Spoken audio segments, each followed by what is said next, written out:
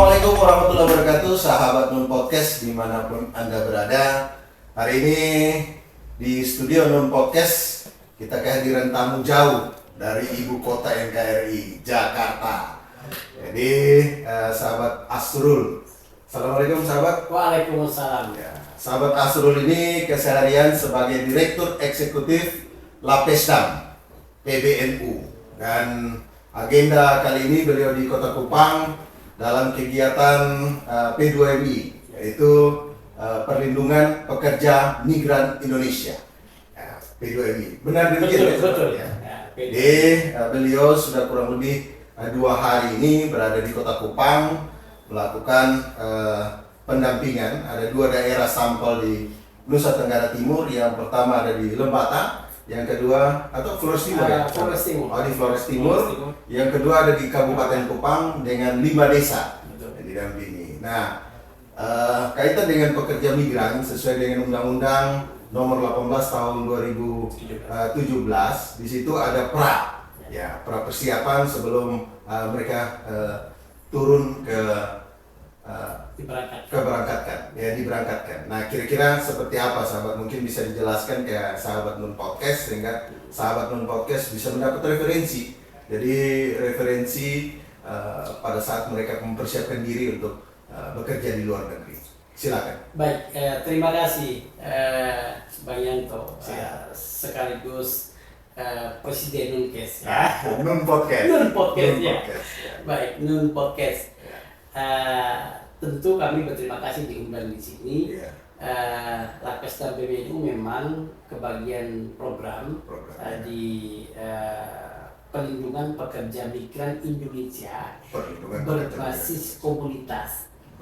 Ya. Itu tema program yang ada di 2 kabupaten, Kabupaten Kupang dan juga Kabupaten Flores Timur.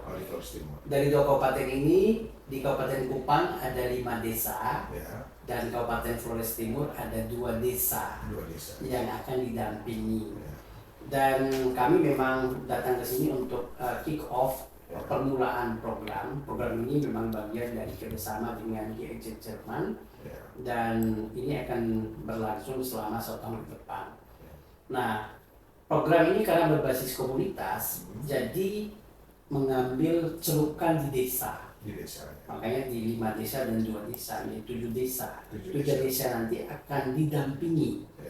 Didampingi dalam apa? Dalam penguatan kapasitas pekerja pekerja migran Indonesia yang sudah kembali. Berarti sudah kembali ya? Sudah kembali, Indonesia, betul Bang. Jadi sudah kembali dan juga keluarganya. Itu yang akan didampingi. Bukan hanya pekerja tapi keluarga juga didampingi ya? Keluarga didampingi. Karena kenapa itu perlu didampingi? Karena dalam sejarah sendiri misalnya problem masalah pekerja migran itu bukan pada si pekerjanya. Tetapi saat ada misalnya remitensi itu uang yang dikirim dari luar negeri ke daerah, itu tidak mampu ditata kelola oleh keluarga.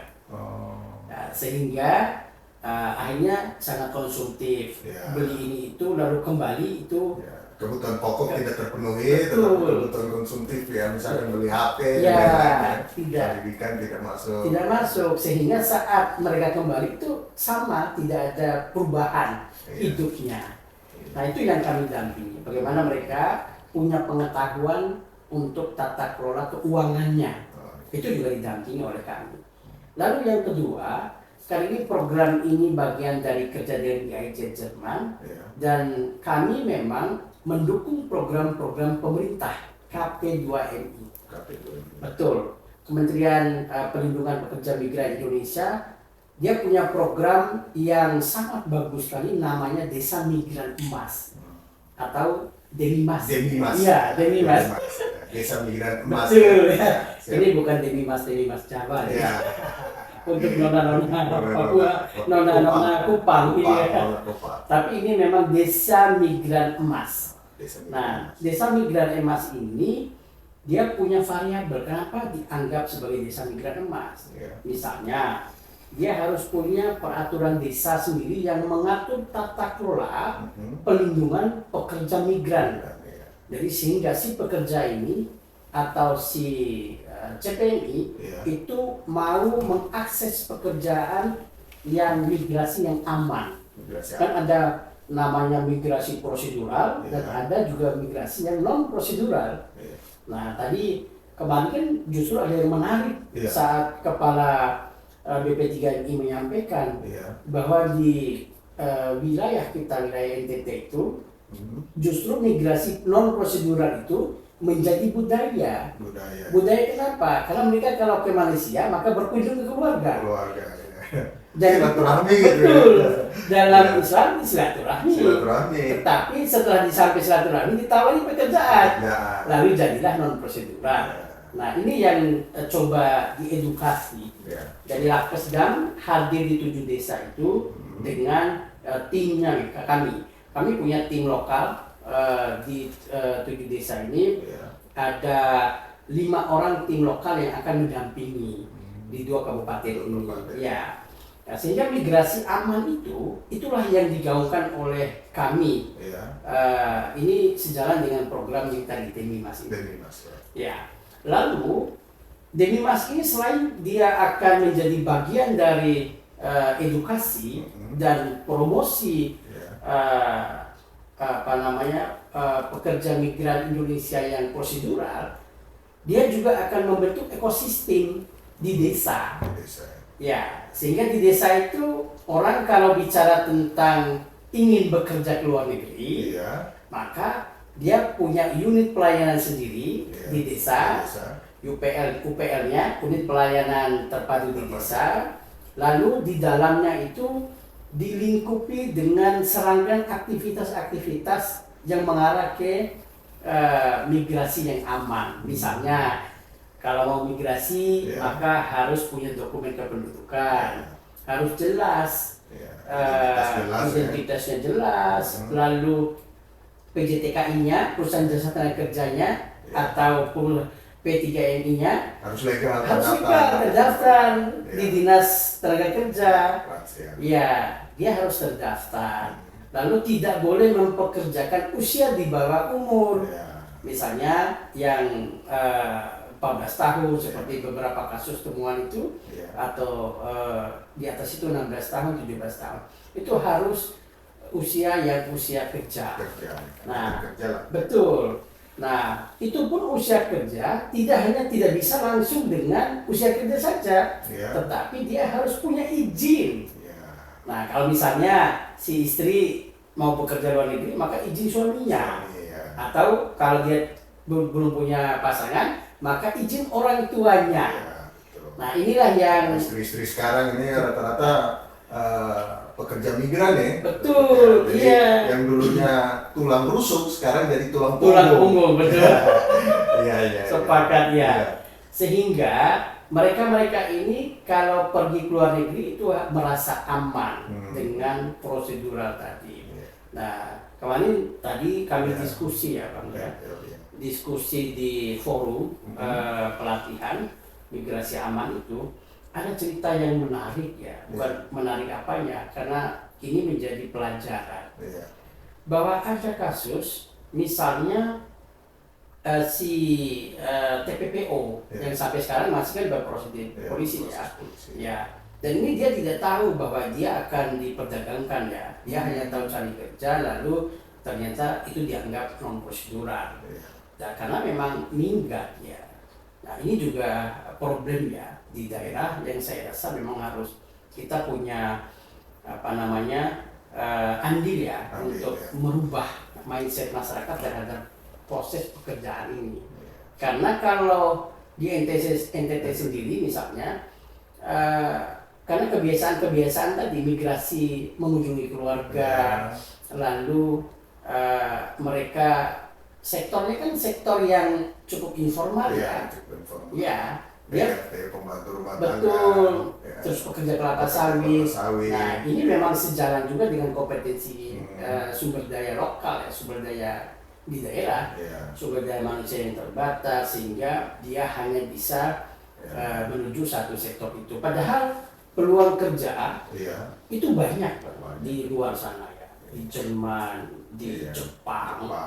di Australia, Arab Saudi, ya meskipun Arab Saudi sekarang di moratorium, tidak boleh pengiriman pekerja informal kan, dia ada pekerja-pekerja skill yang dikirim kan, ya betul. Dan ini sebenarnya harus memang ditata kelola. Pekerja migran itu kan, ya kalau negara kan selalu bilang itu bagian dari devisa kan. Nah, hampir sama dengan devisa-devisa yang lain sebenarnya. Dan tadi remitensi yang dikirim, uang yang dikirim itu juga bagian dari bagaimana memanfaatkan dengan baik ya. Dan ini harus didukung bersama-sama. Sehingga tidak bisa hanya pemerintah saja. Berarti ini kerja kolaboratif. NU terlibat di situ. NU ada di situ hadir dengan Lapkesdam. NU dengan Lapkesdam hadir di situ. Karena ya kalau warga-warga miskin kan selalu dibilang bahwa ini NU. Kalau ngurus negara itu cukup ngurus NU saja. Ngurus NU aja. Ya. Beres itu barang. Beres. Negaranya naik, NU juga berkembang ya, sumber dayanya berkembang ya. Dan ini yang saya rasa memang sangat penting sekali diperhatikan oleh masyarakat kita. Jadi tidak boleh migrasi atau bekerja di luar negeri itu dengan non prosedural. Kalau sudah non prosedural itu banyak problem ikutannya. Ya kasusnya misalnya di role play misalnya kami tadi di pelatihan itu ada role play yang menceritakan ada kasus di Malaysia dia nggak bisa pulang. Dia mau pulang tapi tidak bisa, nggak punya modal. Sedangkan di satu sisi dia lari dari majikannya karena ada kekerasan lah di tempat kerjanya. Kekerasan fisik. Kekerasan fisik. Yang juga itu berpengaruh. Betul berpengaruh ya. Sehingga dia menelpon kembali ke di kampungnya, lalu dihubungkan dengan Naker, lalu Naker menghubungkan dengan BP3MI, BP3MI akan berhubungan dengan KPDOMI tentang kepulangan, lalu kan proses-proses itu kan harus dilakukan oleh negara. Negara kan akan memberikan pelayanannya sebenarnya. Negara hadir, tetapi pertanyaannya hadir dalam konteks apa? Katakan negara tidak tahu nih berangkatnya. Tapi tiba-tiba negara harus hadir. Tidak ada. Tidak ada, betul. Dokumennya kan terbatas sekali ya. Hanya modal KTP. Seperti tadi ada banyak cerita juga. Ada agen-agen yang menawarkan pekerjaan itu dengan kemudahan administrasi. Kemudahan administrasi seperti apa? Ada pekerjaan yang bisa dilakukan di luar sana, tetapi hanya dengan KTP saja. Modal KTP. Modal KTP. Itu kan kemudahan administrasi. Kalau dilihat dari serangkaian syarat yang diajukan di pekerja migran misalnya kan ada banyak syaratnya. Selain KTP, tadi izin orang tua, terus usia yang harus mencukupi, dan itu harus ada izin dari desa, rekomendasi desa, dan lain-lain. Itu kan syaratnya dianggap berat ya, dibanding yang tadi perusahaan jasa yang menawarkan hanya KTP. Mereka tergiur karena daripada saya harus misalnya ribet, ya udah ya. Yang simpel ya. Betul, yang simpel dan cepat. Apalagi kalau yang ditawarkan itu punya problem domestik. Misalnya problem domestik itu dia berkelahi dengan orang tuanya, dia berkelahi dengan suaminya misalnya. Akhirnya dia ya udah daripada berkelahi itu mending keluar negeri dong. Nah, itu yang dilakukan kan. Dan praktek itu ada, problem seperti itu ada. Tadi saya dapatkan di cerita-cerita forum keluarga dan banyak ya ternyata praktek yang tidak bisa diceritakan secara luas ya. Tetapi itu ada di praktek-prakteknya. Begitu Bang. Luar biasa. Ini hari sangat banyak hal yang kita dapat, pencerahan yang baik kaitan dengan pekerja migran Indonesia. Nah, jadi jangan lupa sahabat, kalau Anda ingin ke luar negeri, dokumen-dokumen harus disiapkan. Dan yang paling penting adalah kita mempersiapkan skill kita. Betul. Secara kompetensi kita terukur dan teruji sehingga kita bisa hadir di negara orang dengan kepala di atas. Betul. Artinya kepala di atas di sini manakala kita punya skill, Betul, ya. medis dan lain-lain itu banyak sekali dibutuhkan di beberapa negara yang menjadi tujuan. Demikian perjumpaan kita dalam podcast kali ini. Dan satu, ya, mungkin silakan closing statement untuk perjumpaan kita di Nun Podcast. Silakan sahabat. Makasih Bang untuk undangannya pada hari ini. Ya. Ini akan memberi dampak baik ya terhadap masyarakat sendiri. Karena begini, di masyarakat itu kemudahan itu utama. Ya. Sehingga negara hadir harus dengan kemudahan. Lalu yang kedua, selain kemudahan, kepastian. Nah, negara hadir harus dengan kepastian. Kepastian apa? Kepastian memberikan akses yang paling dekat. Misalnya saat CPMI, calon pekerja migran itu ingin keluar negeri, ingin punya wacana punya keluar negeri, maka pemerintah misalnya menghadirkan di desa misalnya dengan cara menempelkan hal seperti ini memang menempelkan nama perusahaan-perusahaan yang legal di desa, daripada dia harus ke kabupaten ke dinas tenaga kerja yang jauh misalnya, apalagi kabupaten kota kan Kupang kan luas. Dia harus ke dinas tenaga kerja hanya melihat jumlah nama-nama perusahaan. Nah, ini harus dihadirkan memang di level desa. Dan tentu di PBNU sendiri, gagasan ini bukanlah gagasan baru. Di PBNU sendiri yang menangani pekerja migran itu ada namanya Serikat Buruh Muslim Indonesia. Teman-teman Sarbu Musi tahun ini saja akan mengirimkan pekerja di sektor sopir ya.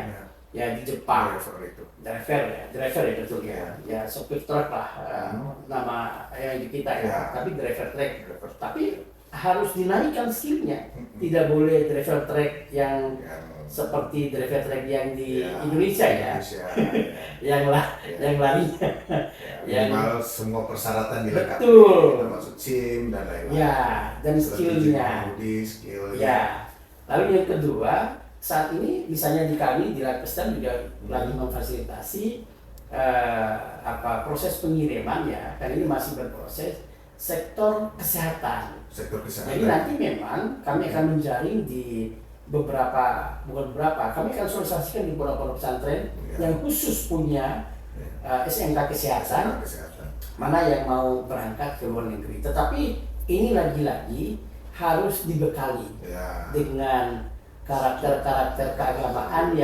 ritual yang sudah dibangun selama ini sehingga nanti punya ciri khas. Kalau ke sana kan tidak meninggalkan amalia NU, bisa berkelompok dengan malam Jumat mungkin betul, itu yang dibangun tetap menjadi rujukan dalam proses kerja dimanapun. Nah, begitu Bang luar biasa pertemuan kita kali ini, banyak memberikan inspirasi baru. Khusus tadi salah satu poin yang sempat saya tangkap kaitan dengan pekerja migran kita khusus di desa. Ada beberapa mungkin aplikasi yang bisa diakses sehingga agent-agent yang berizin secara resmi oleh pemerintah itu bisa diketahui, sehingga kita tidak lagi memilih agen yang non prosedural. Akibatnya dampaknya ikutannya seperti itu, banyak yang pulang bawa mayat dan lain-lain. Ini sangat riskan, sangat miris buat kita. Ke depan mungkin tidak lagi seperti ini. Harapan baik yang di pundak Lapesdam selaku yang diamanahi untuk membuat kegiatan ini. Terima kasih sudah hadir di studio Nun Podcast, Direktur Eksekutif Lapesdam PBNU, sahabat Asrul yang sudah membersamai kita. Saya tutup dengan pantun. Terima kasih Pak. Hidup kesepian tanpa kekasih. Cakep. Cukup sekian dan terima kasih. Cakep. Akhir kata, wallahul muwaffiq ila aqwamit thariq. Wassalamualaikum warahmatullahi wabarakatuh. Waalaikumsalam warahmatullahi wabarakatuh.